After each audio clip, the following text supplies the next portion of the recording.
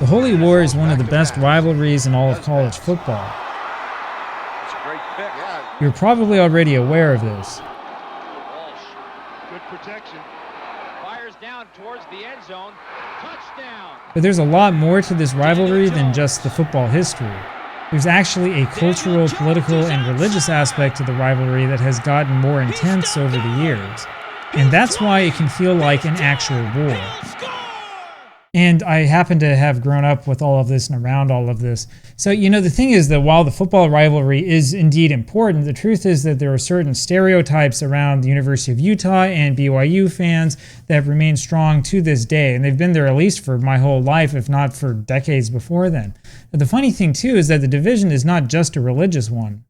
First, though, you've got to realize that both schools are actually really close geographically. So it takes less than an hour to drive the 48 miles from Salt Lake City to Provo.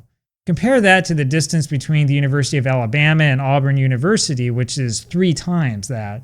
Ohio State and Michigan are even further apart. And of course, Florida State and Miami are so far apart that they might as well be in different states. So that close proximity means that there really is a lot of tension between the fans of the two teams, because they live not just in the same state or the same general area, but in the same corridor between the mountains in the same state. And believe it or not, the vast majority of BYU fans aren't down in Provo or Utah County. They're all over that region. Actually, like other college towns, Provo, Utah is really small and really quiet. I can remember wandering around downtown back when I went to BYU, and it was about as boring as you can imagine. You see, even though Utah is a big state, the vast majority of people live in this densely populated corridor. That means that the chances are really high that your neighbors are going to be fans of the other team. So, to me at least, this sounds more like the old New York Giants-Brooklyn Dodgers rivalry. Doesn't it sound like that to you? Except, of course, it's not such a big city. Or maybe it's a little bit more like the Celtic-Rangers rivalry over in Scotland than most of the college football rivalries we think about. Anyway, that gives you an idea of why things are so tense. And then you've got a lot of disrespect that has built up over the years, a lot of which current fans of the teams might not be fully cognizant of. So, for example, BYU was ranked 14th in the nation before the 1977 Holy War. Or if you prefer to look at the coaches poll, BYU was ranked 13th. Anyway, Mark Wilson passed for 571 yards that afternoon as BYU won 38-8 in front of a sellout home crowd. And the obvious running up the score made Utah coach Wayne Howard absolutely furious. Now, to be fair, there also were clearly times in the past where Utah ran up the score on BYU, though I should note that if you go back far enough, these angry feelings between the two schools were not really that strong. For example, Utah showed no mercy at all when it slaughtered BYU by a 49-0 score in 1922. Utah also didn't see anything wrong with scoring 43 points against BYU back in 1931. But BYU wins came very rarely in those days, so rarely that this 14-7 victory in 1958 was really big news. And while there was some animosity between the schools way back then, it was nothing like it is today. Then it was a little bit more like friendly banter. Now, what you have to understand is that the roots of this animosity that's grown up lies outside of football. The football rivalry really is just a reflection of deeper cultural issues, and this is why it can be really hard for outsiders to really understand. The irony, of course, is that Brigham Young did not personally found the old Brigham Young Academy in Provo, which eventually turned into Brigham Young University. In contrast, Brigham Young did found the University of Utah back in 1850, long before the territory was even known by the name Utah. He used the name Deseret. So all of this talk about BYU being a uniquely LDS school is actually not entirely accurate. The truth is that both schools have equally strong historical ties with the LDS Church. So you've got to understand that the direct ties between the LDS Church and the University of Utah were pretty much severed during World War I. And meanwhile, BYU is a private school and it is literally owned by the church. So as a result, the religious overtones of BYU have gradually grown stronger over the years, while the University of Utah has become more secular. The easiest place to see this divide is to look back in the 1950s. So for example, Sterling McMurrin was a relatively liberal Mormon intellectual and was a professor at the University of Utah. Hugh Nibley, on the other hand, was a well-known professor at Brigham Young University and a strong supporter of a more conservative philosophy. And so the public forums that these professors held together painted a clear divide. BYU was more conservative, the University of Utah was more liberal. And the thing is, that basic distinction has really lasted until this day. In fact, the stereotypes have gotten worse over time. Both fan bases will see the other fan bases as arrogant, stubborn, and oblivious to reality. So BYU might pride itself on its 1984 national championship, but if you go back and actually watch the games, you'll realize that BYU had a lot of trouble that season with even the weakest teams. The Holy War game that year didn't look close on paper, but BYU's offense looked absolutely pathetic. And it's crazy when you realize that BYU was ranked first in the country after playing like this. Now, a lot of people have criticized the way that BYU won the national championship in 1984, and actually I'm one of them. I honestly feel that Washington was a more credible national champion in 1984 than BYU. In fact, I think the BYU's team back in 1980 was clearly better than the 1984 team. But the animosity here is not just about calling like the team that won everything weak.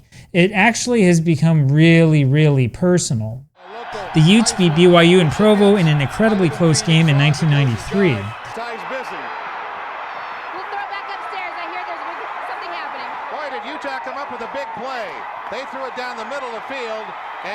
This was the first time Utah had won in Provo since 1971, and it really was a big deal. Keep in mind, a blocked field goal is in play. It's not impossible. I've seen it happen a lot for a long one. Lots of distance. I'll tell you what. He made it! The BYU players were really upset that Utah's fans tried to take down the goalposts. And that led to this famous remark by Lenny Gomez calling Utah players and fans low-life losers that will do nothing but pump their gas in the future.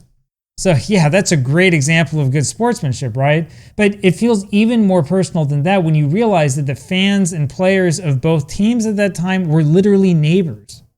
On the other hand, you had the famous words of Utah coach Urban Meyer before the 2004 season started. Meyer refused to even call his rival BYU. He referred to the team in Provo only as Team Down South.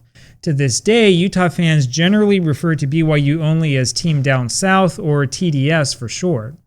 So my understanding is that Urban Meyer stole this idea from Bo Schembechler, who famously called Ohio State something like the school down south.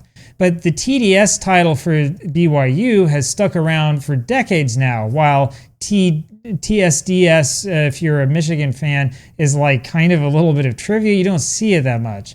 I mean, the thing is that Meyer left Utah a long time ago, but TDS is still a thing. It's also kind of ironic when you realize that Meyer became the coach of Ohio State. In 2009, which wasn't that long ago, BYU quarterback Max Hall led the team to an overtime win over Utah, one of the most exciting games in the history of the rivalry. Even though he won, though, Hall went off on how much he hates Utah fans and the school itself, apparently. He called the entire university classless, which, to be frank, is kind of an extreme thing to say after you won a close game. Anyway, I could go on with more examples of this. Now, the interesting thing is that the two schools and the two fan bases are really divided by a common religion, or at least they were. You see, for decades there was a pretty strong liberal wing within the LDS Church, typified by leaders like Hugh B. Brown.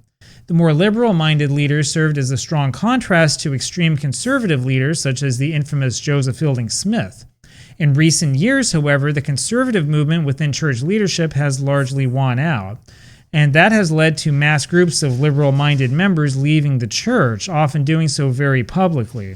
Now, the thing is, I don't really want to turn this into like a religious discussion or a political discussion. Remember, this is a football channel. But you have to understand this background, this sort of cultural thing going on behind the scenes. The stereotypes are going to only become stronger as the years go on. So the University of Utah is no longer just seen as like a worldly alternative or like a liberal branch of Mormonism. It's increasingly turning into the home for former Mormons and disgruntled Mormons. Meanwhile, BYU is becoming increasingly conservative to the point where, honestly, I'm having a hard time recognizing the place. And obviously, this was only going to make the football rivalry more intense. So don't be surprised if you keep seeing Utah fans refer to BYU as TDS instead of BYU. And it seems fitting that the two teams would be so close in the college football playoff rankings this year. In the future, the Holy War is only going to get more intense. Anyway, so there you have it. The rivalry is still pretty much localized, though BYU does have a larger fan base outside of the state of Utah than the University of Utah does. It's also interesting to note that you will find conservative members of the church who are Utah fans, just like you will find former and disgruntled church members who are BYU fans. But I've got a feeling that this rivalry and this animosity and hatred is only going to rise as the years go on.